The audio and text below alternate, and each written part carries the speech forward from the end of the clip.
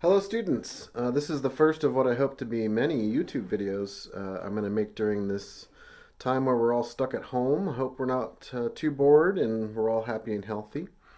I have a lot of topics I want to cover, but today I thought we would talk about a ceremonial piece. You've probably heard of it, or at least heard the piece. It's called taps. And if you're a trumpet player, what I'd like you to do is we're going to use first and third valve to play this for now. That's great for beginners. If you're more advanced, you're welcome to try some of the higher fingerings we've discussed.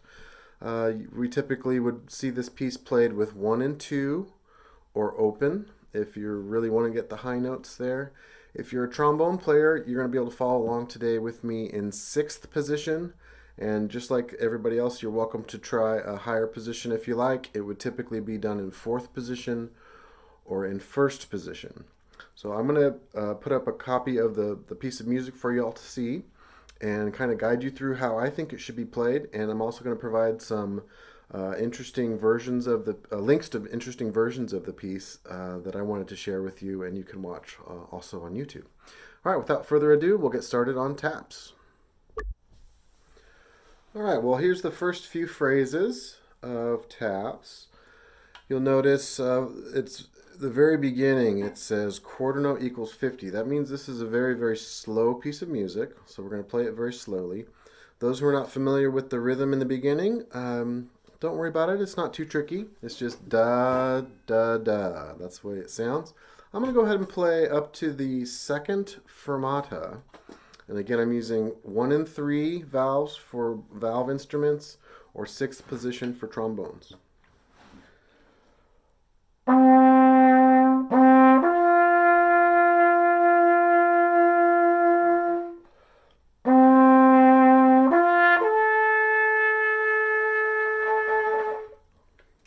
So you'll notice two things I did there. The first thing was I used a very legato tongue, so more like a duh tongue instead of a ta.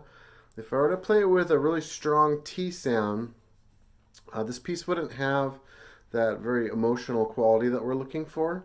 So we don't want to use a hard T like this. It's just a little too harsh, so we're trying a very legato, duh type tonguing to get us through the first little bit. And the second thing you may have noticed is I held on to those the notes under the fermata for quite some time.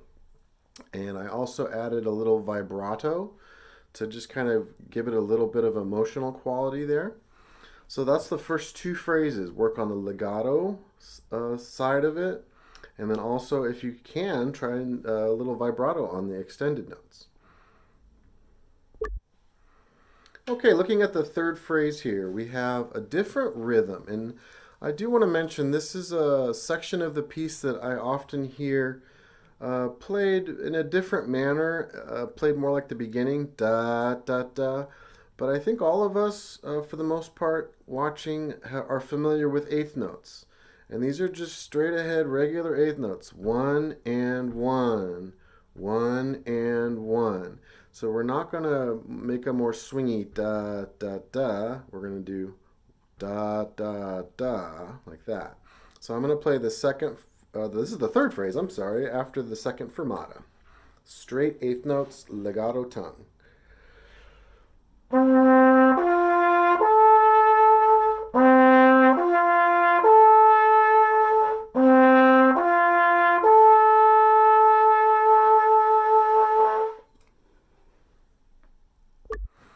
All right, looking at the final phrase, we have, sometimes this is played in two phrases after we hit the high note, which is a G if you're playing this open. Sometimes people take a breath there, sometimes people put a fermata even over that high G. We're going to try and get all the way through the end using the nice legato tonguing. And we're also going to, if you see at the very end, it says morendo. Well, that's just a fancy way of saying we're just going to kind of fade out on the last note to give it that emotional quality. So here's the last phrase.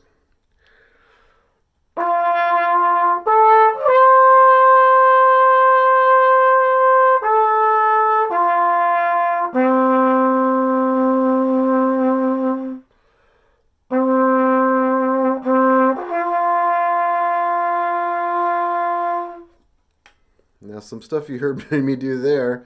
I cracked one note, and you'll see in the description, I'm going to leave you a link for a version that has a very famous crack in it that somebody played.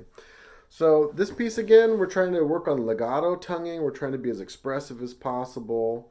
This is a solemn piece. It's a ceremonial piece, so we're trying to just make it as kind of contemplative, as maybe not even sorrowful, that sort of thing. We're shooting for that kind of style. We're not punching the notes really hard or anything like that. So hope you all enjoyed the video. I hope you all have a chance to work on this. Again, advanced students, try some higher fingerings. Start with, for valve instruments, start with 1 and 2, and trombones in 4th position. And if you're feeling comfortable hitting those higher notes, go ahead and try it in open fingers or 1st position. All right, guys. Leave a description in the comments. Let me know if there's something that you're interested in learning more about that I can do in just a short video like this. That'd be great. All right, guys. Bye.